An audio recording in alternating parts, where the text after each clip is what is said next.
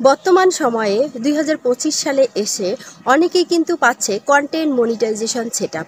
আপনার পেজে যদি 1000-এর বেশি ফলোয়ার থাকে এবং আপনার ভিডিওগুলোতে যদি যথেষ্ট পরিমাণে ভিউজ থাকে, তাহলে কিন্তু আপনিও পেয়ে যাবেন কন্টেন্ট মনিটাইজেশন সেটআপ। কিন্তু এখন প্রশ্ন হচ্ছে, অনেকেই কিন্তু কন্টেন্ট মনিটাইজেশন সেটআপ পাচ্ছে না। তাদের পেজের মধ্যে যথেষ্ট পরিমাণে কিন্তু ফলোয়ার রয়েছে, দেখা যাচ্ছে যে 10,000, 20,000, 15,000 ফলোয়ার রয়েছে, কিন্তু তারা কন্টেন্ট মনিটাইজেশন সেটআপ পাচ্ছে না। আবার দেখা যাচ্ছে যে তাদের পেজের মধ্যে অনেক ভিডিও রয়েছে এবং সেই ভিডিওগুলোতে 1,000, 2,000, 5,000, 10,000 কিংবা 20,000 ভিউজও রয়েছে, তবু তারা পাচ্ছে না কন্টেন্ট মনিটাইজেশন সেটআপ। তো এই কন্টেন্ট মনিটাইজেশন সেটআপ না পাওয়ার পিছনে আপনার কি ভুল রয়েছে, যে ভুলের জন্য আপনি কন্টেন্ট মনিটাইজেশন সেটআপ পাচ্ছেন না? হ্যালো ভিউয়ার্স, আসসালামু আলাইকুম। আজকের ভিডিওতে কিন্তু আমি বেশ কয়েকটি ইম্পর্টেন্ট বিষয় তুলে ধরবো, যার মাধ্যমে আপনি জানতে পারবেন যে আপনার পেজের মধ্যে ফলোয়ার এবং ভিউজ থাকা সত্ত্বেও কেন আপনি পাচ্ছেন না কন্টেন্ট মনিটাইজেশন সেটআপ। তো এই ভিডিওটি কিন্তু খুবই গুরুত্বপূর্ণ একটি ভিডিওটি অবশ্যই শেষ অবধি দেখার চেষ্টা করবেন। আর বরাবরের মতো আমার ছোট্ট একটি রিকোয়েস্ট, এখনও পর্যন্ত যদি আমার চ্যানেলটি সাবস্ক্রাইব করে না থাকেন তাহলে অবশ্যই সাবস্ক্রাইব করে দেবেন, কেননা এখানে আমি ফেসবুক রিলেটেড, ইউটিউব এবং ইনস্টাগ্রাম সম্পর্কিত কিন্তু বিভিন্ন ধরনের ভিডিওগুলো আপলোড করে থাকি। আর নোটিফিকেশনটি অন করতে অবশ্যই ভুলবেন না। তো লেটস গেট স্টার্টেড। প্রথমে যে কথাটি বলবো সেটি হচ্ছে যে আপনি একটি ভিডিও আপলোড করেছেন এবং সেখানে দেখা যাচ্ছে সেই ভিডিওতে আপনি কোলাবোরেশন করেছেন। কাকে কোলাবোরেশন করেছেন?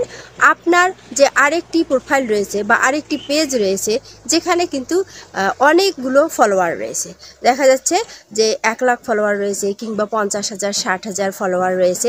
আপনি সেই পেজে কিন্তু আপনার ওই ভিডিওটি কোলাবোরেট করে দিলেন। কেন দিলেন? যেন আপনার ওই ভিডিওটি আপনার এই পেজটি থেকেও ভিউজ হয় এবং ওই প্রোফাইল থেকেও ভিউজ হয়, এবং দুই জায়গা থেকে যখন আপনার ভিডিওটি ভিউজ হবে তখন কিন্তু সেখানে অটোমেটিক হাজার হাজার ভিউজ চলে আসবে এবং ওই পেজ থেকে বা ওই প্রোফাইল থেকেও কিন্তু আপনার ফলোয়ার ট্রান্সফার হয়ে আপনার এই পেজে চলে আসতেছে। তাই এই কোলাবোরেটর করা যদি আপনার কোনো ভিডিও থেকে থাকে এবং সেখানে যত ভিউজ আসুক না কেন, ওই ভিডিওটি কিন্তু এখন আপনাকে ডিলিট করে দিতে হবে। কেননা কন্টেন্ট মনিটাইজেশন সেটআপ পেতে চাইলে কিন্তু আপনাকে প্রথমেই আপনার পেজটি ক্লিয়ার করতে হবে, নেট অ্যান্ড ক্লিন করতে হবে। আর সেজন্য আপনি যদি কোলাবোরেশনের মাধ্যমে কোনো ভিউজ নিয়ে এসে থাকেন আপনার ভিডিওতে, অবশ্যই সেই ভিডিওটি কিন্তু ডিলিট করে দিবেন।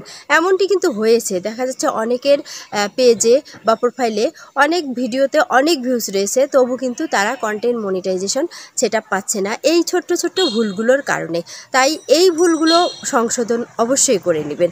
তো দ্বিতীয় যে ভুলটি আমরা করে থাকি সেটি হচ্ছে যে মিউজিক ভিডিও খুব বানানো সহজ। আমরা যে কোনো একটি বিষয় দেখা যাচ্ছে যে ভিডিও করে সেখানে মিউজিক দিয়ে ভিডিওটি আপলোড করে দিই। এই ধরনের ভিডিওগুলোতে সাধারণত অনেক বেশি ভিউজ হয়ে থাকে, কেননা মানুষ গান শুনতে শুনতে হয়তোবা সেই ভিডিওটি দেখে ফেলে। তাই এই ধরনের ভিডিওগুলোতে কিন্তু ভিউজ আসে, আর কপিরাইট আসারও সম্ভাবনা কিন্তু অনেক বেশি থাকে। তাই অবশ্যই ওই মিউজিক ভিডিওগুলো আপনাকে ডিলিট করে দিতে হবে, বা যদি ওই ভিডিওতে কোনো ধরনের কপিরাইট এসে থাকে সেগুলো কিন্তু আপনাকে ডিলিট করতে হবে। আর ভিডিওতে মিউজিক অ্যাড করার পর কপিরাইট কিভাবে চেক করবেন এই নিয়ে কিন্তু আমার ভিডিও আছে, আপনি কিন্তু ইচ্ছে করলে রিপ্লেস ভিডিও করতে পারেন। কিন্তু এই মুহূর্তে যেহেতু আমাদের কন্টেন্ট মনিটাইজেশন সেটআপ প্রয়োজন, সেহেতু আমাদেরকে ওই মিউজিক ভিডিওগুলো আমাদের পেজে বা প্রোফাইলে না রাখাই ভালো।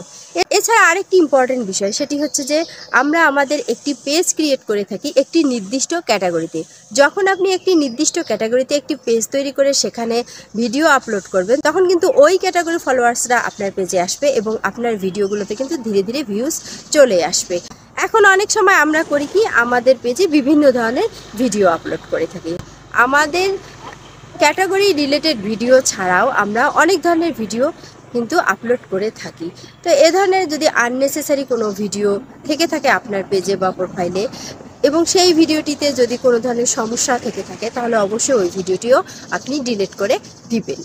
বর্তমান ফেসবুকের আপডেটের কারণে যে বিষয়টি আমাদের স্পষ্টভাবে চোখে পড়ছে সেটি হচ্ছে যে পার্টনার মনিটাইজেশন পলিসি কিংবা কন্টেন্ট মনিটাইজেশন পলিসি। এই দুটো পলিসি যদি আপনার পেজে বা প্রোফাইলে থাকে, তাহলে কিন্তু আপনি কন্টেন্ট মনিটাইজেশন সেটআপ পাবেন না। কেননা 2025 সালের আপডেট অনুযায়ী আপনার পেজে যদি কোনো ধরনের পার্টনার মনিটাইজেশন পলিসি ইস্যু বা কন্টেন্ট মনিটাইজেশন পলিসি ইস্যু থাকে তাহলে কিন্তু আপনি কন্টেন্ট মনিটাইজেশন সেটআপ পাবেন না। অবশ্যই আপনাকে এই ইস্যুগুলো রিমুভ করে আপনার পেজকে আগে ফ্রেশ করতে হবে। 4 নম্বরে যে বিষয়টি আমি আপনাদেরকে বলবো, এটি মোস্ট ইম্পর্টেন্ট একটি বিষয়, সেটি হচ্ছে যে আপনার পেজে যদি আপনি কন্টেন্ট মনিটাইজেশন নিয়ে আসতে চান তাহলে আপনাকে কিন্তু শুধু রিলস ভিডিওগুলো আপলোড করলে হবে না, আপনাকে কিন্তু পাশাপাশি লং ভিডিও আপলোড করতে হবে। কেননা বর্তমানে কিন্তু ফেসবুক লং ভিডিওর প্রতি অনেক বেশি ফোকাস করতেছে, এজন্য আপনাকে কিন্তু লং ভিডিওগুলো বেশি বেশি করে আপলোড করতে হবে। রিলস আপলোড করা সহজ, এজন্য আমরা সকলেই রিলস আপলোড করি, আর লং ভিডিও আপলোড করতে দেখা যায় যে আমরা অনেকেই পারি না বা লং ভিডিও আমরা আপলোড করতে চাই না, যেহেতু লং ভিডিও তৈরি করতে আমাদের একটু সময়ের প্রয়োজন হয়। তাই অবশ্যই আপনি কিন্তু লং ভিডিও আপলোড করার চেষ্টা করবেন। কেননা লং ভিডিও যারা আপলোড করতেছে, রিলস আপলোড করতেছে, পাশাপাশি লং ভিডিওগুলো যারা আপলোড করতেছে তারা কিন্তু কন্টেন্ট মনিটাইজেশন সেটআপ পাচ্ছে। আর শুধু যে আপনি রিলস বা লং ভিডিও আপলোড করবেন এমনটি নয়, পাশাপাশি আপনাকে কিন্তু আপনার পেজের রিচ বাড়ানোর জন্য অবশ্যই স্টোরি, টেক্সট, পোস্ট এগুলো কিন্তু করতে হবে। আর বর্তমান ফেসবুক যে বিষয়টির প্রতি সবচেয়ে বেশি ফোকাস করেছে সেটি হচ্ছে যে এঙ্গেজমেন্ট।